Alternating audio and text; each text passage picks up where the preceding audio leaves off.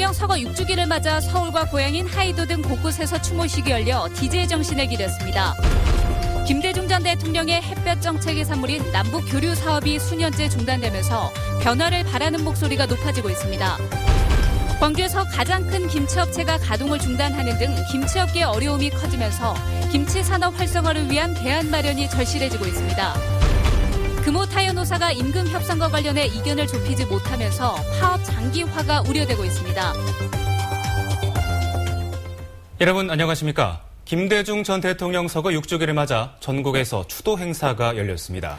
여느 때보다 남북 관계가 경색되고 야권이 분열하고 있는 서거 6주기에 많은 추모객들이 김 전 대통령을 그리워했습니다. 김인정 기자입니다. 6주기 추도식은 서울 국립현충원에서 여야 인사들과 유족들이 참석한 가운데 엄수됐습니다.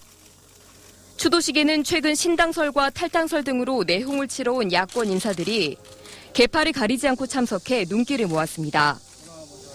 정의화 국회의장은 추도사를 통해 광복 70주년을 맞은 남과 북이 대립과 갈등 속에 광복절을 보냈다며 안타까워했습니다. 우리 후진들은 한없이 부끄럽습니다. 무엇보다 대통령님께서 크게 열어놓으신 한반도 평화의 길, 통일의 길이 컴컴한 안개 속에 갇혀버린 것이 너무도 안타깝습니다. 김대중 전 대통령의 고향 하이도와 광주 등 호남 지역 곳곳에서도 차분한 분위기 속에 추도식이 열렸습니다. 추모객들은 김 전 대통령 서거 뒤 그가 일궈온 현대사의 성취들이 후퇴하고 있다며 씁쓸해했습니다. 민주화를 위해서 평화 통일을 위해서 온몸으로 살으셨는데 그러한 모든 것들이 후퇴되고 김대중 대통령이 있을 때는 그때 남북관계 잘 되는 것 같아요, 협력이.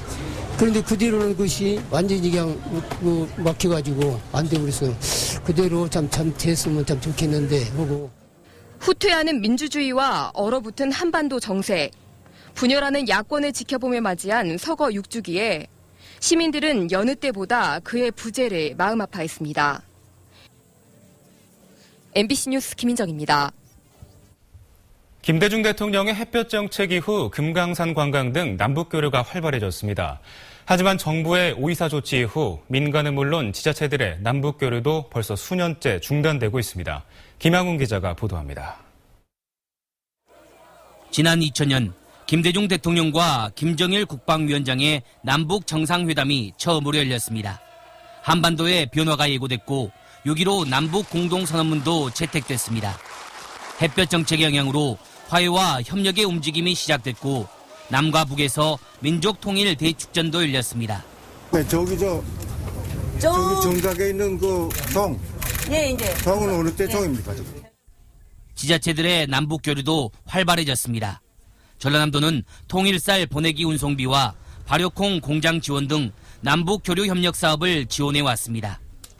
지금까지 확보된 전라남도 남북 교류 협력 기금은 21억여 원. 앞으로 더욱 확대될 예정입니다. 남북 교류 협력 사업 안정적인 추진을 위해서 기금을 조성하게 되어 있고 2017년까지 50억 원을 조성할 계획입니다. 하지만 천안함 사건 이후 정부의 오이사 조치로 모든 광역지자체들이 기금 활용 방안을 찾지 못하고 있습니다. 대북 지원과 남북 교류 사업도 전면 중단됐습니다. 통일쌀은 매년 심어지고 있지만 2008년부터 민간 차원인 이 쌀도 전달되지 못하고 있습니다. 다행히 정부가 광복 70주년을 맞아 민간 교류 확대를 발표하면서 지자체들은 남북 교류 준비에 나서고 있습니다. 한반도 남쪽 땅끝 전라남도는 북쪽 땅끝 함경북도 취약계층에 미역과 쌀을 지원하는 땅끝 협력 대북 교류 사업을 추진 중입니다. 함경북도의 산모들에게 미역을 보내드리고 아이들에게 이유식을 보내드리고 싶다. 그 대신에 공짜로 드리는 게 아니라 함경북도에 명태가 많이 난다면 그걸 우리가 받아도 좋다. 홍영표 통일부 장관과 이낙연 전남지사는 지난 6월 만나 땅끝 협력 사업에 대해 논의를 하기도 했습니다. 지뢰 폭발 사건 등으로 남북 관계가 다시 경색됐지만 광복 70주년 그리고 분단 70년을 맞아 민간과 지자체에서라도 얼어붙은 남북 교류 협력 사업 재개가 필요해 보입니다. MBC 뉴스 김양훈입니다.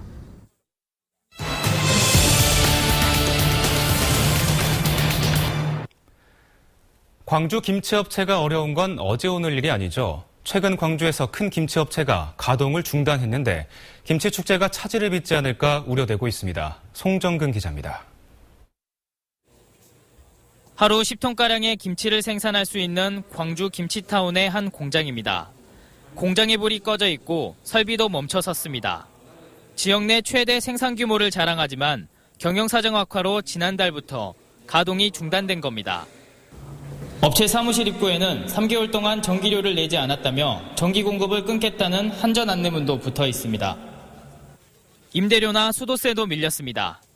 인건비도 한 5개월 정도 체불됐고, 그다음에 이런 임대료나 수도세, 전기세 그것도 체납되었습니다. 중국산 저가김치의 공세 속에 광주 김치업체의 국내 시장 점유율이 2%도 되지 않다 보니 생존이 어려운 겁니다. 10월 김치축제를 앞둔 광주시는 축제가 차질을 빚지 않을까 당혹스러워하고 있습니다. 시민 참여를 위해 올해부터 김치축제를 김치타운에서 개최키로 했는데 핵심 시설이 문을 닫았기 때문입니다. 첫 축제가 타운에서 하는데 타운의 핵심 시설인 공장이 가동이 중단돼 있다라고 하면은 대외적인 시 이미지도 있기 때문에 그 전에 어떻게든지 현재 업체와의 입주 계약은 내년까지인데다 업주마저 잠적한 상황이어서 김치축제를 앞둔 광주시의 고민은 깊어지고 있습니다. MBC 뉴스 송정근입니다. 이렇게 광주 김치업체들이 어려운 상황인데요. 하지만 꾸준히 매출을 늘려가고 있는 업체도 있는데 비결은 뭘까요? 전문가들이 진단한 김치 산업 활성화 방안은 무엇인지 정용욱 기자가 취재했습니다. 광주에서 매출액이 가장 많은 한 김치업체입니다. 5년 전만 하더라도 8억에 불과했던 1년 매출이 지금은 2배가 넘는 20억으로 늘었습니다. 비결은 특화 상품과 시장 다변화. 홍어 김치 등 전라도 맛을 내는 김치에 주력하고 급식소에 의존하던 판매처를 마트와 인터넷 등으로 다변화시켰습니다. 전라남도 그 특수한 맛을 내는 파김치, 갓김치 이런 것들을 저희들 그 매니아층이 참 많습니다. 그래서 그런 것들이 저희들한테는 그 매출에 많이 좀 도움이 되고 있고 그렇습니다. 김치 등록업체 가운데 광주에서 이처럼 흑자를 내는 곳은 불과 6곳. 나머지 10곳은 적자를 보거나 겨우 운영을 유지하는 정도입니다.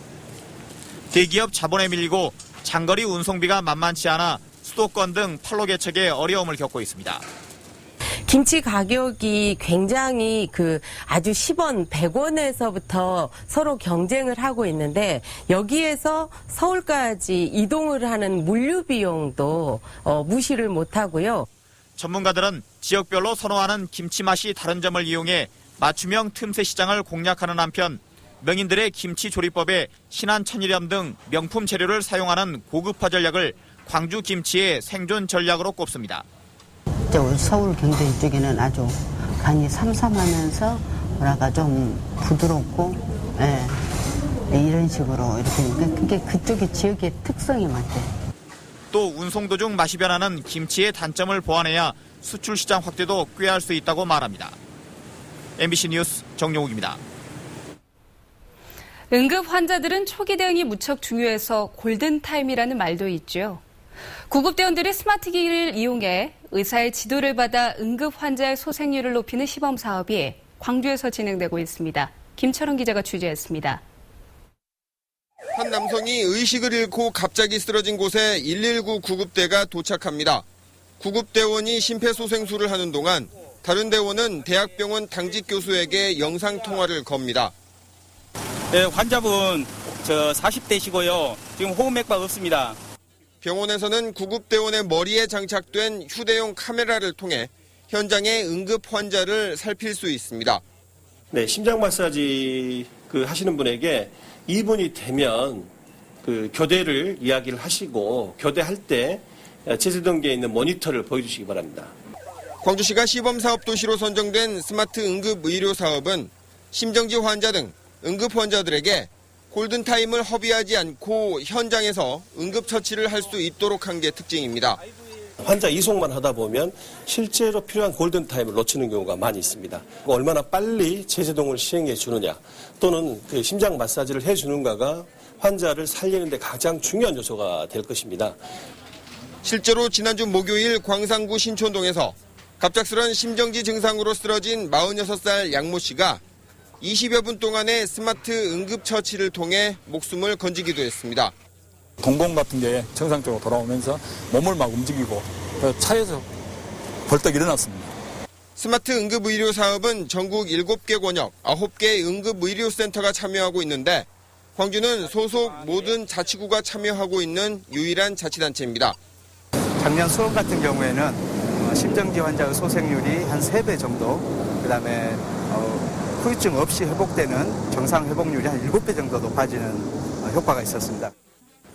스마트 응급의료 시범 사업은 현재 의료계의 반발을 사고 있는 원격 진료의 전 단계가 아닌가 하는 의심을 사고 있습니다. 먼 거리에 있는 환자와 의사가 영상을 통해 만난다는 점에서 그 개념이 근본적으로는 같기 때문입니다. 현재는 심정지 등 응급 환자들만을 상대로 하고 있지만 성공을 거두게 되면 이걸 바탕으로 정부가 원격 의료 사업을 추진하는데 본격적으로 팔을 걷어붙이지 않을까 하는 의심입니다. 대형 병원에서 환자를 전부 독식해서 의료 전달 체계가 무너지고 동네 의원이 몰락하는 그런 사태를 초래할 수도 있습니다. 응급 환자의 소생률을 높이는 기적의 사업이 될지 의료계의 반발을 사는 원격 의료의 신호탄이 될지 논란이 분분한 가운데 일단은 소생률이 얼마나 높아질지에 정부와 의료계의 관심이 쏠리고 있습니다. MBC 뉴스 김철원입니다. 금호타의 노사가 임금 협상과 관련해 이견을 좁히지 못하면서 파업 장기화가 우려되고 있습니다. 금호타의 노조는 임시 대의원 대회를 통해서 당초 다음 달 초로 예정된 차기 집행부 선거 일정을 일주일 연기하고 하루 8시간씩의 전면 파업 방식을 이어가기로 했습니다. 반면에 사측은 임금 피크제 도입과 일시금 지급 등과 관련해서 더 이상 양보할 수 없다는 입장이어서 사측의 직장 폐쇄 맞대 가능성도 제기되고 있습니다. 최근 적조로 인해 바다에 비상이 걸렸는데요. 엎친 데 덮친 격으로 여수 앞바다에는 산소 부족 현상 때문으로 추정되는 물고기 집단 폐사가 일어났습니다. 권남기 기자입니다. 개펄 곳곳에 하얀 배를 뒤집은 물고기들이 죽은 채 널려 있습니다. 몇 분이 안 돼 수북이 쌓였습니다. 이곳에서 2km 정도 떨어진 바닷속은 어떨까? 바닥에 있는 조개류마다 입을 벌리고 죽은 채 껍질만 남았습니다. 살아있는 생물을 찾기 힘들 정도인데 2달 전 같은 장소를 촬영한 모습을 보면 황폐해진 모습이 뚜렷하게 드러납니다. 새조개가 먼저 죽고 그다음에 바지락이 죽고 올해만 그런 게 아니고 매년 되풀이 되는 상황이에요. 이러한 현상은 육지에 둘러싸인 여수 강황만의 지형적 특성 때문인 것으로 추정됩니다. 수온이 올라가면서 바닷속 용종산소량이 부족해지는 빈산소 수계가 가장 큰 원인으로 꼽히는데 국립수산과학원은 가망만 가장 안쪽에 있어 조류의 흐름이 상대적으로 정치된 지역에 이런 산소 부족 현상이 발생하는 것으로 보고 있습니다. 유입되는 유기물이 있다면 배사성 내망 같은 경우는 빈산소 수계가 생기는 것은 보고가 되어 있습니다.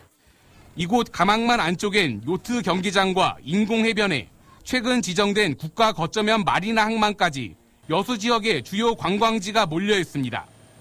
하지만 지금까지 바다 황폐화 현상에 대한 기초적인 조사조차 이뤄지지 않은 상태입니다. 국내 최고의 해양 관광 레저 도시를 꿈꾸는 여수. 바다 위 물놀이를 위한 투자는 계속되지만 정작 그 속에 대한 관리엔 손을 놓고 있습니다. MBC 뉴스 권남기입니다. 지난해 대학 수학능력시험에서 광주는 성적이 하락한 반면 전남은 상승했습니다. 한국교육관정평가원이 발표한 지난해 수능 성적 분석 결과에 따르면 광주는 표준 점수 평균이 국어 B와 수학 A, 수학 B 영역에서 전국 17개 시도 가운데 2위를, 국어 A와 영어는 3위를 차지해 1년 전에 비해 점수가 떨어졌습니다. 전남의 표준 점수 평균은 6개 영역 모두 90점대 중후반에 머물렀지만 전국 순위는 10에서 14위를 차지해 1년 전보다 2-3계단씩 올랐습니다. 축산 분뇨 처리장 건설을 반대해온 담양 대덕면 주민들이 감사원 감사를 청구했습니다.